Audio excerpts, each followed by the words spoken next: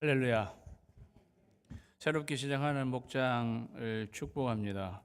우리 목자들, 목녀들이 여러분 앞에서 헌신하기로 서약하셨는데요. 목원인 여러분도 사실 저는 서약하시기를 부탁드립니다. 어떻게? 목자를 잘 따르기로. 여러분의 목자를 잘 따르셔서 여러분의 목장 모임이 축복된 행복한 그러한 모임이 되기를 주님의 이름으로 축원합니다. 오늘 저의 설교 제목은 사전 작업, 내적 작업입니다. 하나님이 두 작업을 하시는 것을 저희가 생각해 보겠습니다. 요단 서쪽의 아모리 사람의 모든 왕들과 해변의 가나안 사람의 모든 왕들이 여호와께서 요단물을 이스라엘 자손들 앞에서 말리시고 우리를 건너게 하셨음을 들었다 그랬습니다. 들었다. 가나안 땅 모든 왕들이 이 소식을 들었다 그랬어요. 오늘날처럼 이 통신 이런 SNS가 발달된 시대도 아닌데 어떻게 이렇게 빨리 들었는지. 다 이 관측병 이런 사람들을 다 어디 모든 나라 그 족속들이 다 숨겨 놓았던 모양이에요. 불과 며칠 전에 일어났던 일이잖아요. 그 소식을 이미 다 듣고 그 소식은 요단물이 끊어지고 이스라엘 백성이 그냥 마른 땅처럼 200만이나 되는 그 백성들이 요단강을 그냥 건너게 되었다.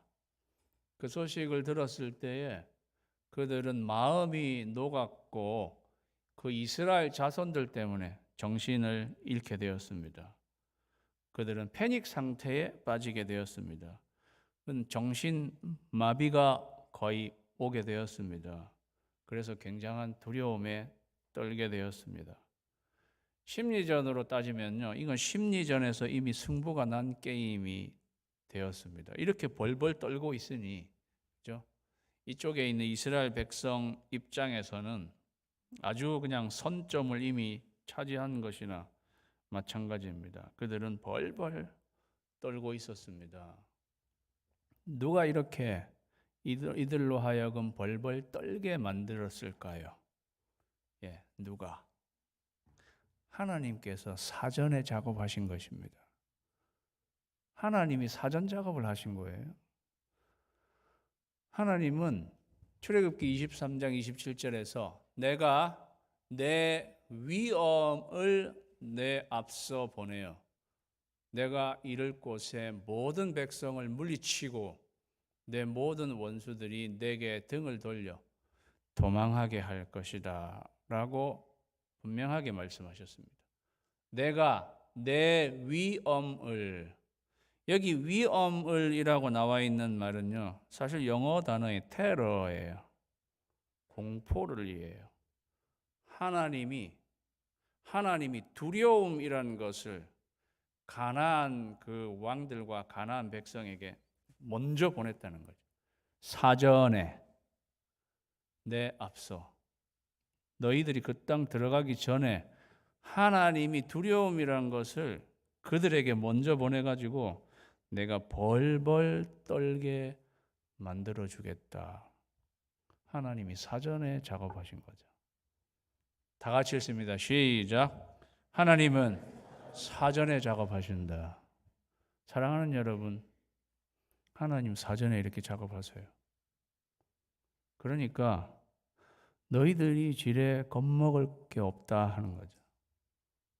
무슨 일, 여러분, 우리가 하나님의 뜻대로 무슨 일 하려고 하는데 때때로 하나님은 먼저 사전 작업을 해놓으세요.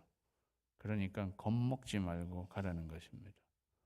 그런데 출애굽 세대는 하나님이 이렇게 겁을 상대방이 먹도록 이렇게 한다고 이야기했음에도 불구하고 출애굽 세대는 정탐꾼들이 하는 이야기를 듣고 그들이 먼저 겁을 집어먹었어요. 우리는 하지 못한다. 예.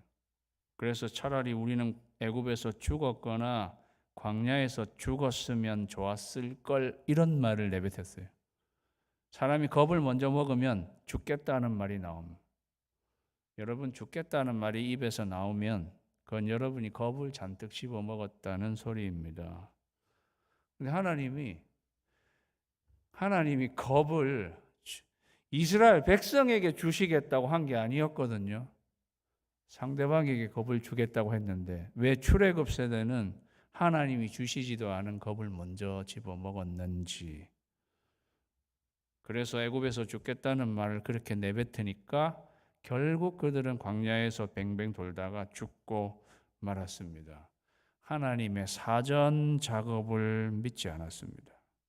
하나님은 이렇게 사전 작업하시는 분이십니다. 지금도 하나님은 때때로 저와 여러분을 위해서 미리 가서 작업하고 계시는 하나님이십니다. 예, 믿으세요. 사전 작업하시는 하나님이십니다. 겁먹지 말라고 그러니까. 니네가 지레 미리 겁먹지 말라. 미리 겁먹는 사람들 따로 있다. 그거 알려주시려고. 그때에 그랬어요.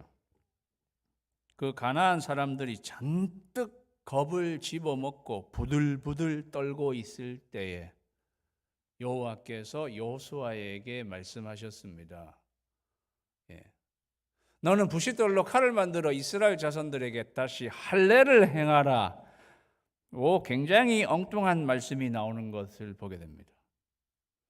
그들이 부들부들 떨고 있으니까 사실 가장 자연스러운 것은 때는 이때다. 어떻게 하든지 지금 밀어붙여라. 이렇게 해야지 말이 맞는 거죠. 근데 이 시점에서 부싯돌로 칼을 만들어서 이스라엘 자손에게 할례를 행하라니요. 할례가 뭔지 아시죠? 할례는 남자의 생식기 끝을 잘라내는 것입니다. 그렇게 잘라내게 되면 7일부터 10일 동안 고통하면서 아무것도 못하게 됩니다. 예. 이제 남자들 경험이 좀 있어야 되는 건데, 예. 저도 할례를 받았는데요. 그때는 마취라도 하고 이렇게 하지. 근데 이때는 마취약이 있는 것도 아니고 그냥 돌칼로 그 끝을 잘라내니까 정말로 그냥 여기저기서 아프다 하면서 아무것도 못하고 그냥 그렇게 있는 거죠. 이거를 여리고의 사람들이 다 보고 있을 수 있는 거 아니겠어요? 그들이 요단강을 건너는 것도 다 듣고 보고 그렇게 해서 그 소식을 다 퍼뜨렸는데 저니까 저 사람들이 지금 뭘 했는지 다 아프다고 하면서 모든 남자들이 지금 다 드러누워 있다. 대번에 알 수 있죠. 그러면 이때가 적기다 하면서 여리고에 있는 사람들이 다 나와가지고요. 그냥 뭐 쑤시기만 하면 절단 나는 거예요. 창세기 34장에 야곱의 아들 시몬과 레위가 세겜 사람들에게 할례를 시킨 다음에 그죠? 그들이 고통할 때에 가가지고 세겜 사람들 다 죽여버렸던 사건도 있지 않습니까? 그러니까 이 시점에서 할례를 한다는 것은요, 거의 죽는 행위나 같은 것입니다. 그런데도 하나님은 하게 하셨습니다.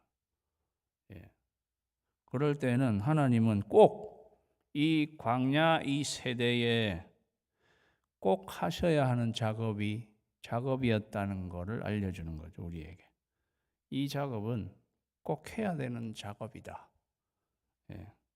가나안 정복하기 전에 해야 하는 작업이다. 4절부터는 왜 이것을 해야 하는가에 약간 장황한 설명이 나옵니다. 여호수아가 할례를 시행한 까닭은 애굽에서 나온 모든 백성 중 남자 곧 모든 군사는 애굽에서 나온 후 광야 길에서 죽었습니다. 출애굽 세대는 잘 아는 대로 20살 이상의 출애굽 세대는 광야에서 다 죽었습니다. 그 나온 백성은 다 할례를 받았다고 그랬어요. 그러니까 출애굽한 세대는 할례는 다 받았어요. 그러나 불순종해서 광야에서 그냥 죽고 말았어요. 다만 애굽에서 나온 후 광야 길에서 난 자는, 광야 길에서 난 자들이 있었단 말이죠. 이 광야 길에서 난 자는 애굽에 있지 않은, 광야 생활 들어가면서 태어난 아이들. 그러니까 이스라엘 백성이 광야 40년을 광야를 돌면서도 할 일은 했어요. 그래서 자녀를 다 낳았단 말이죠. 그렇게 해서 난 자는 할례를 못 받았다는 것입니다. 할례라고 하는 것은 하나님이 아브라함에게 처음 명하신 거였습니다. 처음 할례를 명할 때 이렇게 해서 하나님 언약의 백성의 표다라고 이렇게 주신 거예요. 할례를 행하라. 할례의 신학적인 의미는 하나님의 언약 백성, 그 표시다는 거죠. 하나님의 언약 백성의 표시다. 그리고 8일 만에 할례를 해야 합니다. 난지 8일 만에 할례를 해. 예수님도 8일 만에 할례를 행하셨단 말이죠. 그렇게 해야 되는 게 할례인데 광야 길에서 난 자는 할례를 받지 못했다고 했습니다. 왜 못했는지 자세한 설명 사실 나오지는 않고 뒤에 보면 잠깐 나오지만 할례를 그들은 하지 않았습니다. 딱 나자마자 8일 만에 할례를 했어야 되는데 할례를 하지 않고 그 40년 동안 난 아이들은 아무도 할례하지 않았다. 그래서 출애굽할 때부터 딱 광야 생활에 들어가서 낳은 아이는 지금 40살이 된 거죠. 그죠? 그리고 중간쯤에 난 아이들은 20살이 된 것이고 그렇게 했을 텐데 그 아이들 1살에서 40살까지의 아이들 다 할례를 받지 않은 그러한 할례 없는 백성이 되어 있었습니다.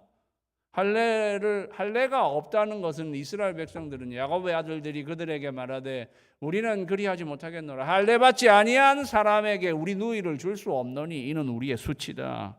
할례 받지 않은 것은요 수치에 해당하는 것이었고 하나님의 언약 백성이 아닌 그러한 상태인 것을 알려주는 거였습니다. 그래서 다윗도 골리앗을 향해 나아갈 때 이 할례 받지 않은 블레셋 사람이라고, 그것은 수치스러운 것이라고 그렇게 이야기한 것을 알 수 있습니다. 그만큼 할례 받지 않았다는 것은 그러한 것. 그런데 7절에는요 길에서는 그들에게 할례를 행하지 못하였으므로 할례 없는 자가 되었음이라. 계속 설명은 길에서는 그들에게 할례를 행하지 못했습니다. 굳이 이유를 할례하지 않은 이유를 따르자면 길에서 있은 바람에 못했습니다. 길에서는 광야에서 방황을 했기 때문에 여건이 되지 않았습니다라는 뜻인지, 광야에서 어떻게 할례를 해요? 그래서 못했다는 뜻인지, 아니면 하나님이 임의로 할례를 못하게 했다는 뜻인지 좀 애매해요. 여기서는 길에서 그냥 할례를 못했습니다. 역사를 더듬어 보면 모세도 자기의 아들들 할례를 하지 않았습니다. 8일 만에 할례해야 되는데, 그죠? 모세가 자기 아들들 할례하지 않았단 말이죠. 모세가 하나님의 사명을 받고 본격적으로 하나님의 역사를 일으키기 위해서 나섰을 때 하나님이 그 문제를 끄집어내셨어요. 네 아들들 할례 안 했지. 그래서 하나님 모세를 죽이려고 하셨어요. 그걸 보면 그때 눈치챈 시보라가 잽싸게 아들들을 할례해서 당신은 나의 피난편이요 이래가지고 모세를 살리게 되었습니다.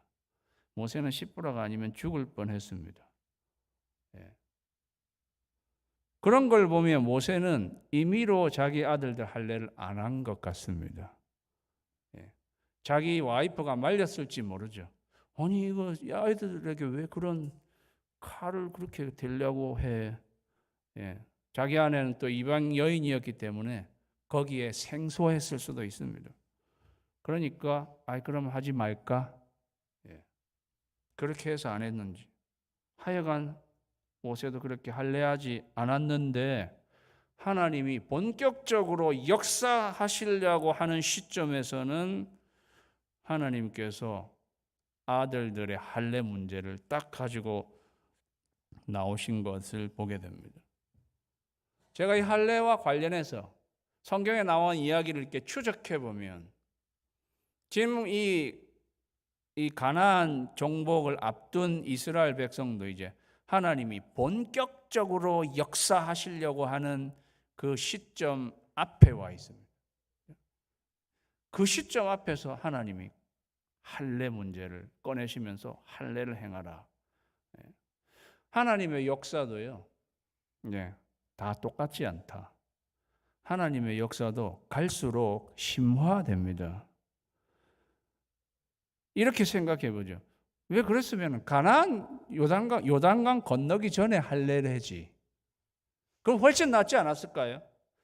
이 사람들이 뭐 보지도 못하고 그냥 요단강 건너기 전에 너희가 할례를 행하라고도 하실 수 있는데 요단강 건널 때는 그냥 건너게 하시고 이제 가나안 본격적으로 정복하려고 하는 이 타임에 하나님이 할례를 명하시는 것. 어떻게 보면요, 요단강을 건너는 건 스타트예요. 하나님이 역사하심의 스타트예요.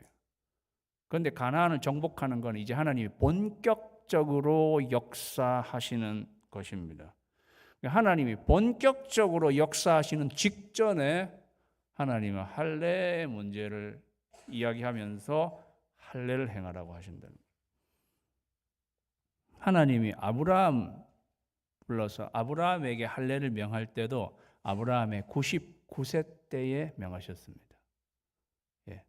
아브라함의 99세는요. 그 다음 100세 때에 하나님은 이삭을 주셔서 하나님이 정말 본격적으로 역사하시는 두 부부가 전혀 아이를 낳을 수 없는 그러한 상황에서 하나님이 이삭을 주시는 게 이삭의 100세.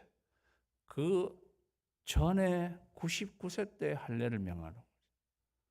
하나님은 아브라함 부르실 때 할례 명하실 수도 있잖아요. 하나님 아브라함 75세 때 부르셨는데 그때 부르시면서 너는 나의 언약 백성이 되었으니까 할례를 행하라 이렇게 이야기할 수도 있는데 왜 하필이면 하나님이 99세 때에 본격적인 하나님의 역사 앞에서 할례를 받게 하신다는 거예요. 그렇게 따지면 하나님이 아브라함을 부르실 때 이 스타트예요. 하나님의 역사의 스타트예요. 그런데 본격적으로 역사하실 타임 앞에서 할례를 행하고 모세도 떨기나무 가운데 부를 때 네가 할례 문제 이야기하시지 않았어요. 이제 네가 이스라엘 백성 사람들을 구원해 내라. 그래서 그가 이제 본격적인 하나님의 역사의 길에 딱 들어섰을 때 할례 문제를 가지고 하나님이 나오셨어요. 똑같은 맥락 아닙니까? 이스라엘 백성도 이제 본격적인 가나안 정복 앞에서 하나님이 할례를 이야기하셨다 하는 것입니다. 하나님 본격적인 역사 앞에서 우리가 할례 받기를 원하시는구나.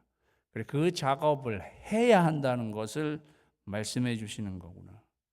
사랑하는 성도 여러분, 우리 교회가 40년 지내왔습니다. 저는 그거는 요단강을 건넌 것. 이제 앞으로 우리는 가나안 땅을 정복해야 하는 앞으로의 40년. 하나님의 본격적인 역사하심. 그 앞에 있는 우리라면 우리도 무엇을 해야 하는가를 오늘 알려주는 거예요. 그거는 할례를 행하는 것입니다. 그러면 이때 당시의 사람은요, 육체의 끝을 잘라내는 것으로 할례가 되었습니다. 우리는 그 영적 의미를 찾아야 되는 거죠. 할례에 대해서 골로새서 2장 11절이 잘 말해줍니다. 또 그 안에서 너희가 손으로 하지 아니한 할례를 받았으니 곧 육의 몸을 벗는 것이요 그리스도의 할례니라. 우리는 그리스도의 할례를 받아야 합니다. 그것은 뭐냐? 육의 몸을 벗는 것입니다. 육은 육신이에요. 육신의 몸을 벗어버리는 것입니다.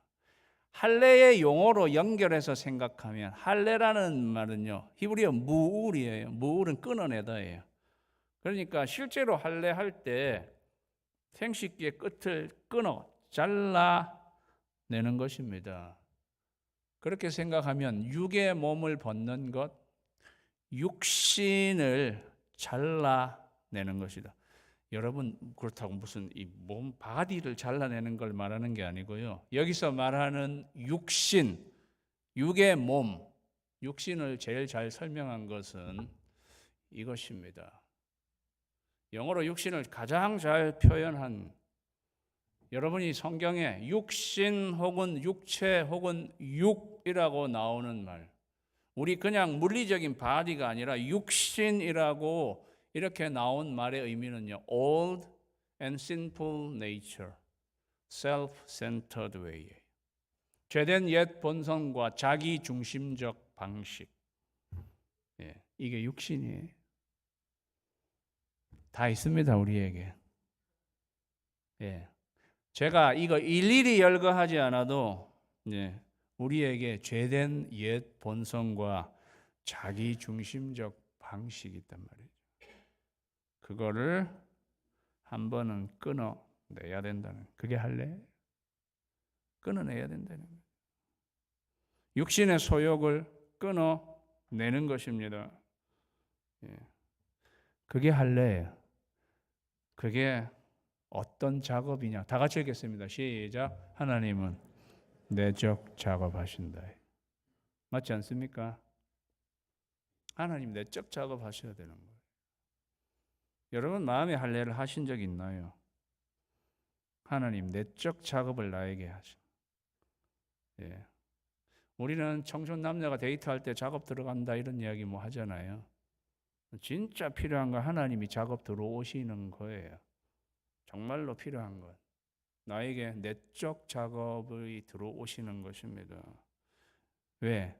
그거를 해야 하나님의 본격적인 역사하심이 내 삶에서 일어날 수 있다는 것입니다. 예수님은 이 부분을 이렇게 말씀하셨어요. 자기를 부인하고라고. 예수님은요. 그 예수님이 아무든지 나를 따라오려거든 자기를 부인하고 날마다 제 십자가를 지고 나를 따를 것이라고 말씀. 여러분 자기를 부인하긴 게 뭐라고 생각하십니까? 자기에 대해서 아니요 말만 하는 것입니까? 아니 그 마음의 할례를 행하는 것입니다. 하나님이 내적 작업을 하시는 거예요. 나의 죄된 옛 본성과 자기 중심적인 방식을 끊어내는 것입니다. deny. 그래서 잘 보면은요, 그러니까 예수님이 그거는 내적 작업을 하시는 거죠. 그것도 예수님이 제자들에게 자기 부인에 대한 이야기를 하는 시점도 잘 보면 처음부터 그 말씀하지 않으셨어요. 그 마태복음 16장에 나와요. 예수님은 처음 제자들을 부르실 때는 나를 따라오너라 내가 너희로 사람을 낚는 어부가 되게 하리라 그 정도 말씀하셨어요. 그래서 제자들은 배와 그물을 버려두고 예수님을 따랐습니다. 그런데 예수님이 자기 부인에 대해서 말씀하신 것은 예수님이 이제 가이사랴 빌립보에서 이제 예루살렘을 향해 가시면서 예루살렘 향해 가시는 것은 십자가에 달려 죽으시고 부활하시는 그 하나님의 본격적인 역사 앞에서 제자들에게 너희들이 나를 따르려면 자기를 부인하고 그렇게 말씀하셨단 말이죠. 너희들이 하나님의 본격적인 역사심을 경험하고 그렇게 하나님이 하시도록 하기 위해서는 너희에게 필요한 것 마음의 할례, 육신의 정욕을 끊어내고 자기의 방식을 끊어내는 자기 부인 그게 필요하다 하면서 그렇게 말씀하신 거죠. 사랑하는 성도 여러분, 내적 작업이 있게 되기를 주님의 이름으로 축원합니다. 우리 작업이 있어요. 하나님의 내적인 작업, 마음의 할례. 어느 순간 결정적으로 내 삶에 하나님, 나 자신이란 것 끊어내고, 그렇게 끊어내야 하나님과 사실 연결되는 거예요. 그렇게 하고 하나님께로부터 나에게 그러한 능력이 오게 되는 거죠. 이거를 여호수아가 부싯돌로 칼을 만들어 할례를 행했습니다. 여호수아는 예수님을 상징해요. 저는 예수님께서 성령님의 검으로 우리의 내적인 내면에 칼을 대어서 육신의 소욕과 자기 중심적인 것들을 베어내시는 작업 하신다. 그게 우리에게 필요하다는 거죠. 어떻게 보면 가나안 정복 전쟁 앞에서 사실은 칼은 저들을 향해서 들이대야 되는데, 어떻게 보면 이 칼이 성령의 검이 되어서 나에게 먼저, 그래서 나에게 도려내야 할 것들을 도려내게 하시는 전쟁을 우리에게 이야기해주고 있습니다. 이렇게 해서 할례를 행했어요. 할례를 행했어요. 예. 어떻게 보면 그들은 할례를 하면서 지금 고통하고 있는데도 백성들이 그 앞에서 아무 이야기 안 하고 할례를 행했습니다. 아주 순종적인 백성들입니다. 그들이 할례를 행한 것에는요, 이런 뜻이 들어 있습니다. 하나님이 아니면 우리는 다 죽습니다. 저들이 쳐들어오면 우리는 다 죽잖아요. 그런데도 불구하고 우리는 이 일을 지금 합니다. 하나님만 믿고 하는 거지, 이게요. 우리는 다 우리 생각 내려놓고 이거 지금 하나님만 믿고 하는 것입니다 하고 그들이 할례를 행했습니다. 그러자 여호와께서 여호수아에게 이르시되 내가 오늘 애굽의 수치를 너희에게서 떠나가게 하였다 하셨으므로 그곳 이름을 오늘까지 길갈. 길갈의 뜻은 굴러가다는 뜻이, 굴러보내다. 오늘에서야 애굽의 수치를 굴려보냈다. 애굽의 수치가 뭐예요? 수치는 조롱이에요. 히브리 원어는 조롱, scorn, 조롱하다. 애굽의 조롱, 애굽 사람들이 이스라엘 사람을 향해서 조롱하는 거지. 뭐로 조롱했겠어요? 아니, 저 사람들 보게 자기를 내보내달라. 우리는 저 하나님이 약속한 무슨 자기들의 신이 약속한 그 땅으로 가려고 하니까 우리를 내보내달라. 그래서 나가더니 광야에서 뱅뱅 40년 동안 돌다가 거기서 죽고 앉았으면서 저 뭐 하는 꼴이야? 그렇게 조롱하지 않았을까요? 그리고 저들을 인도한 신은 참으로 고약한 신이로고, 애굽 사람들이 광야에서 방황하는 이스라엘 사람들을 향해서 그런 조롱을 퍼부었겠죠. 그건 그들에게 대한 조롱이기도 하고 하나님에게 대한 조롱이기도 한 것입니다. 하나님이 그걸 다 알고 계시죠.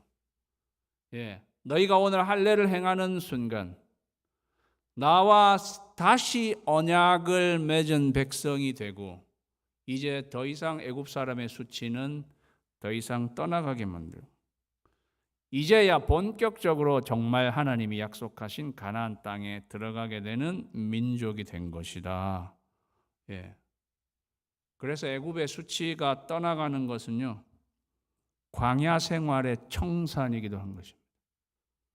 그리고 방황하는 인생의 종지부를 찍는 것. 그게 마음의 할례를 행하는 걸 통해서 하나님이 이루어 주신 것. 그렇게 하면서 하나님과의 언약 백성이 된 것을 확인하는 그러한 시간이 되었습니다. 그 일이 길갈에서 일어난 것입니다. 사랑하는 성도 여러분, 저와 여러분의 길갈이 있어야 되는 거죠. 애굽의 수치가 나에게로부터 떠나가게 되는, 내가 마음의 할례를 행한 그곳이 저와 여러분의 길갈. 우리의 마음의 할례를 행함으로 하나님이 본격적으로 역사하시는 그 하나님의 나라, 진입하시게 되는 저와 여러분이 되시기를 주님의 이름으로 축원합니다. 기도하겠습니다. 하나님 아버지 감사합니다. 하나님은 우리를 위해 사전 작업하시는 하나님이십니다. 하나님 아버지, 우리가 지레 겁먹지 않게 하시고 사전 작업하시는 하나님을 믿고 나가게 하옵소서. 하나님, 우리의 마음의 할례를 행하시는 하나님, 우리에게 내적으로 작업하시는 하나님, 하나님 앞에 내 육신의 소욕과 내 자기 방식으로 하던 모든 것들을 성령의 검으로 끊어내고 하나님과 새롭게 언약을 맺는 하나님의 언약 백성이 되어서 애굽의 수치는 떠나가고 하나님의 영광이 다시 자리하게 되는 그러한 우리의 삶이 되게 하여 주시옵소서. 예수님의 이름으로 기도하옵나이다. 아멘.